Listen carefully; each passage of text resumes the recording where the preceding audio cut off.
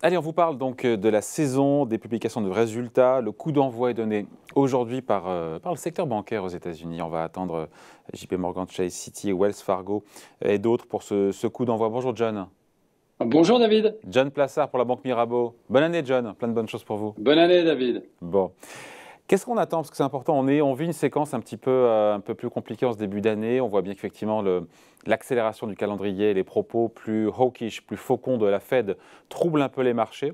Et donc évidemment, cette saison des publications de résultats aux États-Unis, qu'est-ce qu'on attend en termes de croissance déjà, en termes de croissance bénéficiaire avec cette saison qui s'ouvre aujourd'hui avec les banques, enfin, une partie des banques? Alors, vous avez tout à fait raison et on a beaucoup d'interrogations sur ce début d'année. Donc là, on se focalise sur le quatrième trimestre de l'année passée et on attend une croissance des bénéfices de 21,7% sur le quatrième trimestre de l'année passée. Ce qui est important de noter, donc 21,7%, c'est que ce serait le quatrième trimestre de suite où on est plus élevé que 20% de croissance. Donc c'est très élevé. Comment est-ce qu'on explique ce chiffre? Ces chiffres au-delà de la moyenne, c'est bien évidemment une combinaison entre des bénéfices qui sont plus élevés et surtout des bases de comparaison qui sont nettement supérieures, parce qu'on rappelle quand même que lors du T4, du quatrième trimestre de 2020, si on compare d'une année à l'autre, eh bien on était toujours dans cette phase où on venait d'avoir la découverte du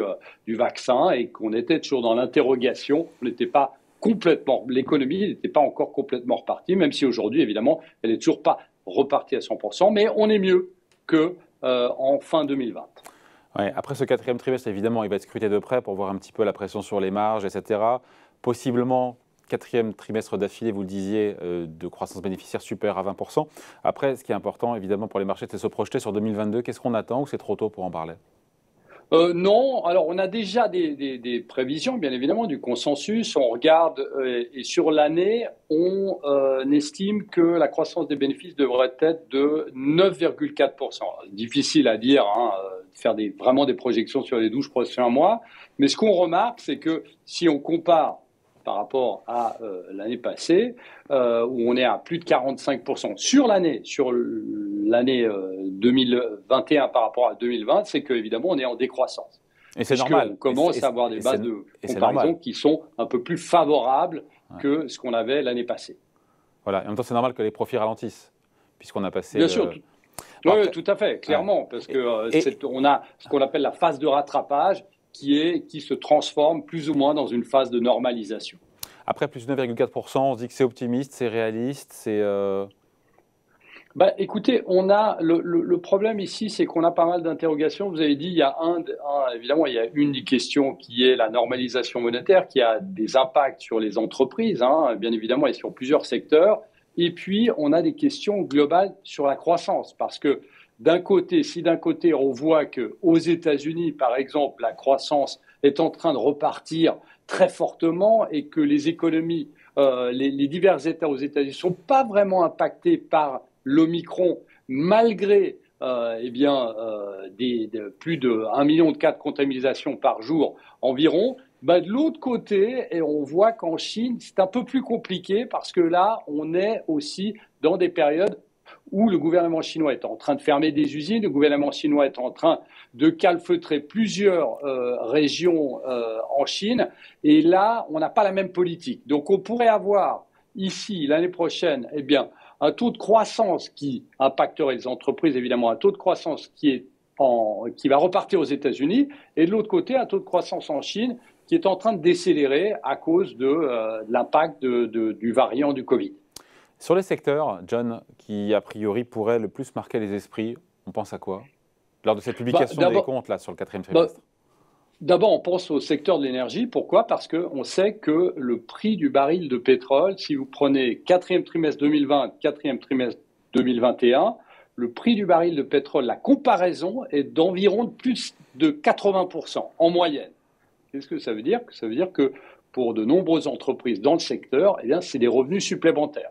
Même chose à peu près dans le secteur des matériaux, où on voit que, bien évidemment, vous avez des matières premières qui ont progressé du quatrième trimestre 2020 au quatrième trimestre 2021, et donc ça va bénéficier au secteur des matériaux. Mais le secteur, David, qu'il va falloir surveiller, c'est bien évidemment le secteur des banques. secteur des banques qui commence aujourd'hui. Et là, on attend des profits records. Donc c'est tout bénef.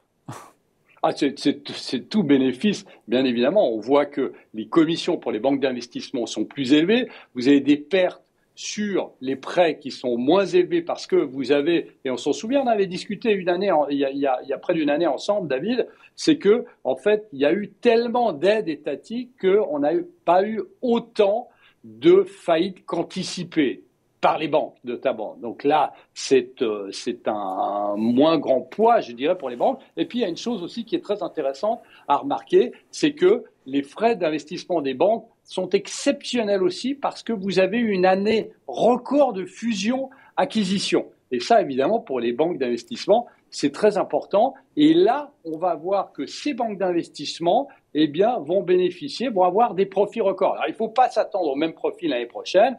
Et surtout, ce qu'il faut faire très attention, c'est que le consensus qui est au fait de ce que je suis en train de vous raconter, eh bien, a remonté ses estimations. Donc, ce qu'on pourrait avoir, c'est des profits records, mais avec des cours de bourse qui pourraient, sur le court terme, baisser parce que les attentes du consensus sont très élevées. Et puis, cerise sur le gâteau, il ne faut pas oublier une chose, c'est qu'on s'attend à des hausses de taux, aux États-Unis en tout cas, cette année, c'est-à-dire 3 à 4, eh bien, ça va aussi bénéficier au secteur bancaire qui est toujours en retard en termes de valorisation notamment par rapport aux autres secteurs. Et ça, c'est vraiment le secteur sur lequel il va falloir regarder, en tout cas sur ces 6 prochains mois. On pourrait avoir des surprises ou pas, d'ailleurs? Écoutez, oui, parce qu'on a quand même pas mal d'interrogations. La première interrogation, on l'a dit, c'est évidemment le Covid et l'impact sur les entreprises. Alors, comme j'avais dit, aux États-Unis, on est reparti comme en l'an 40, mais on pourrait avoir certaines entreprises qui potentiellement ont dû fermer dans certains États. Ça peut avoir des impacts. La deuxième des choses, et c'était un sujet dont on a parlé il y a quelques semaines ensemble, eh bien, c'est connaître les marges bénéficiaires. Parce que vous savez qu'il y a une inflation qui est très forte. Et cette inflation, la question, c'est de savoir si les entreprises arrivent à faire passer au client final ces hausses de prix. C'est ce qu'on appelle le pricing power, la fixation des prix. Et ça va être très intéressant de le remarquer parce que déjà au troisième trimestre 2021, eh bien, on avait pas mal d'entreprises qui avaient dit qu'elles avaient du mal à faire passer les hausses de prix. Donc ça va être quelque chose qu'il va falloir voir. Et puis la troisième des choses, c'est que vous savez qu'aux États-Unis, il y a un débat très important à savoir s'il va y avoir une réforme fiscale avant les élections de mi-mandat cette année en novembre. Et ça, potentiellement, ça pourrait avoir des impacts sur les anticipations des entreprises à investir ou non, parce qu'elles pourraient être plus gravement atteintes par des impôts qui seraient supérieurs. Donc, on pourrait imaginer que certaines entreprises puissent mettre des projets de côté en attendant qu'une réforme fiscale soit votée ou non aux États-Unis. Au terme de tout ce qu'on s'est dit là, John, est-ce que dans cette phase de respiration, de consolidation, on peut l'appeler comme on veut, des indices boursiers, des marchés boursiers, est-ce que, en fonction de la qualité des résultats du quatrième trimestre, des marges, des projections, des guidance que nous diront les directions des entreprises, est-ce qu'on peut imaginer que ce soit suffisant pour, soit un catalyseur, un moteur pour que les marchés actions reprennent leur trajectoire haussière? Je pense, oui, et ce qu'il va falloir regarder ici, c'est surtout les valeurs de la tech, les grandes valeurs technologiques, parce qu'on a vu que depuis le début de l'année et la fin de l'année passée, les anticipations de hausse de taux avaient eu un impact négatif sur les valeurs de croissance, ce qui arrive tout le temps, au début en tout cas. Donc on imagine que des valeurs qui ont souffert dernièrement, des grosses valeurs, eh bien, si elles devaient publier des résultats supérieurs aux attentes du consensus, eh bien, on pourrait mettre de côté cette faiblesse qu'on a eue pour que, en fait, le Nasdaq, on appelle le Nasdaq qu'il ne soit pas mort, puisqu'il y a certaines personnes qui attendaient ou qui anticipaient en début d'année la fin des valeurs de la technologie parce que les valeurs de value, les valeurs cycliques prenaient le dessus. Mais là, on est en train de potentiellement, on pourrait voir un rebond de ces valeurs qui, contre toute attente, pourraient continuer à monter et propulser le Nasdaq, pourquoi pas, vers de nouveaux records. On en reparlera et on regardera ça avec attention. Merci beaucoup, John Plassard, pour la banque Mirabeau. Merci, John. Bon week-end. Merci David. Salut. À bientôt.